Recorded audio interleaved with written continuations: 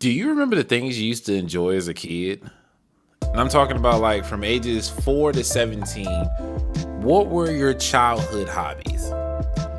So I'm gonna ask you to do this. Even pause the video if you need. Write down a small list of your childhood hobbies. Doesn't have to be a lot, just a few things that you enjoyed doing growing up. All right? You got it? Okay. Now take that list and scratch out all the things you no longer do as an adult. Keep that in mind. We're going to use that for the rest of this episode. All right? What's up? It's your boy, Coffee Man Rand, and we're back with another installment of But Not Before My Coffee. If you're new to this channel, welcome. If you're not new to this channel, what's up? Welcome back. How your mama done? Now, I had you do a whole little task before the beginning of this episode. A little bit outside of my norm, but walk with me. Today's episode is about hobbies, and not just hobbies, your adult hobbies. As a child, we have a vast number of them that change as we grow between adolescence and our teenage years as we enter adulthood. But those hobbies tend to trickle off and become non-existent as adults.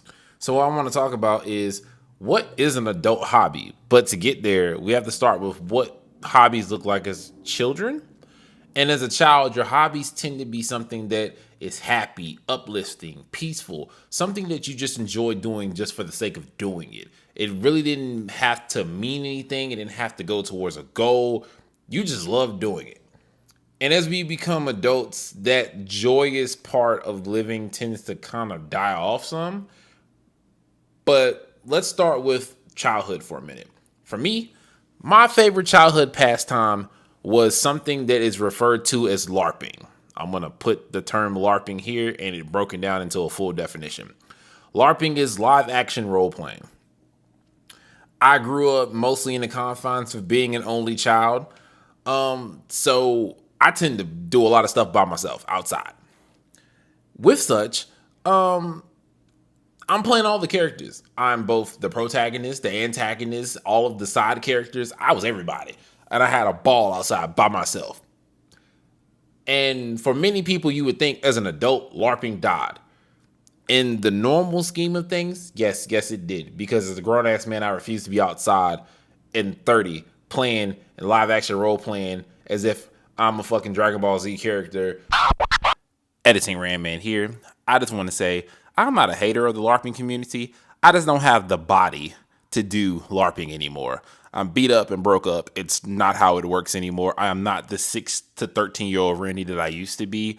I'm also trying to get into cosplaying as a way of kind of substituting LARPing so I can still do it. I love the LARPing community. I just can't do that anymore. So yeah, I just want to make sure people know I am not a hater. My body just don't work like that no more. But hear me out as to how that childhood thing became an adult hobby. So, as those of you who follow me on either social media or have followed this channel for the few episodes that we have so far, I am a writer and a videographer and a filmmaker. I've transitioned the thought process and elements associated with LARPing into writing. So therefore, I use the whole thought process of how I used to live action role play everything by myself to create a universe full of characters for whatever my writing projects are. So the live action role playing of my adolescence died in essence, but it got evolved into something else. Now let's transition to adult hobbies. For some of us, our adult hobbies tend to be things that soothe us from the day-to-day chaos of life or as a coping mechanism to the day-to-day chaos of life. It's not inherently something you do just out of pure joy with no connection to anything else. It's usually a coping mechanism or a soothing agent. So sometimes that ends up being drinking, smoking, going and doing stuff that requires you to spend money. It's kind of like filling the voids that you couldn't do in adolescence. So like some people will go to the club because that partying wasn't something you got to do as a child. Some people go and spend an excessive amount of money shopping because we were told to be frugal in our adolescence. You weren't able to get the things that you wanted. Your hobbies tend to cope or soothe something as you grow in age. Sometimes it's to cope and soothe the void that you had as a child. Sometimes it's a cope and soothe your traumas. Sometimes it's a cope and soothe just to freaking live. But I feel like it's important as an adult to also find those things that are just a pure joy and not something that's to soothe or survive and have a little bit of fun in the process. My charge to my viewers today is find something that's just a pure joy and you're not doing it to escape. You're doing it just because you love it. If you used to go skating again. I recently went skating maybe about a month ago, and it got me to the point where I was just like, I think I want to go buy a pair of skates again, just for the sake of, if I have a pair of skates of my own, it will force me to go and use them more. Like, I really enjoyed that shit growing up. But last month was the first time I went skating in like, since I was like maybe 20. So almost over 10 years at this point now. Crazy.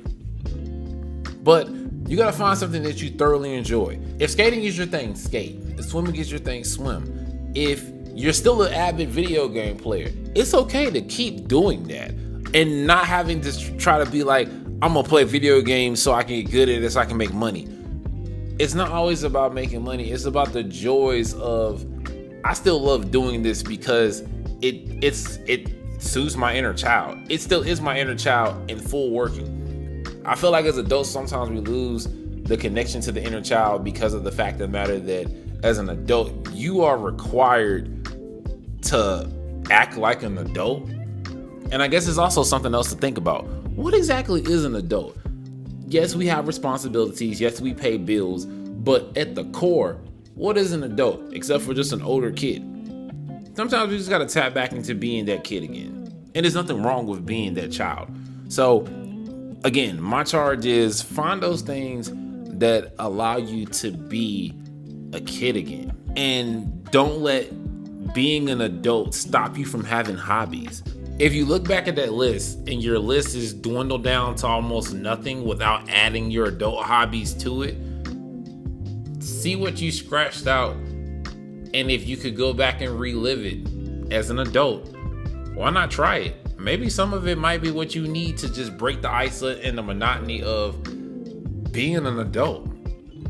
So yeah, think about that. But I won't tarry us any longer.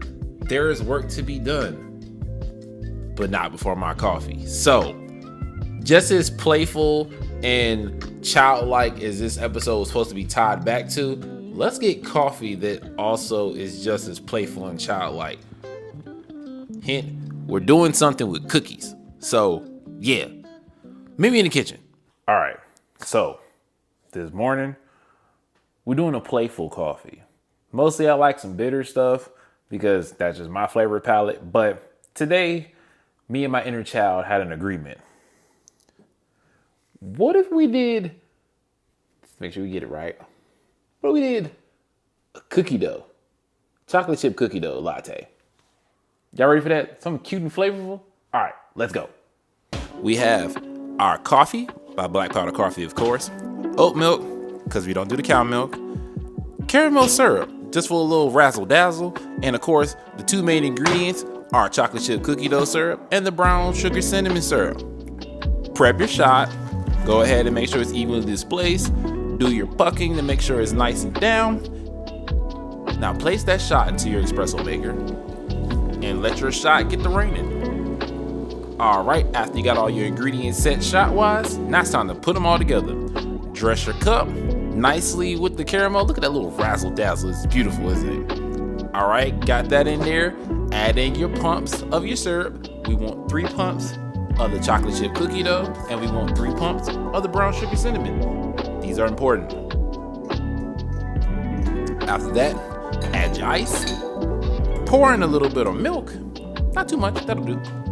And add in your shot over top. All right, look at that. You see the little drizzle? Perfect. Now stir with your straw, and voila. And now we taste test. Let's see what we did here. Yeah, we made a cookie here. It's like chocolate chip cookie meets sugar cookie with a little hint of caramel. I did that. Yeah, that's it. So that will conclude this episode. Thank you all for watching. If you like this video, subscribe to the channel. We do have more things coming. A new segment is coming, but like give me like a week or so I can make sure that I got everything situated for what I need for this in terms of both product and equipment. I'm just gonna let that simmer. But yeah, share this with somebody who likes coffee. And yeah, see you next time. Go be great. And as always, peace and blessings.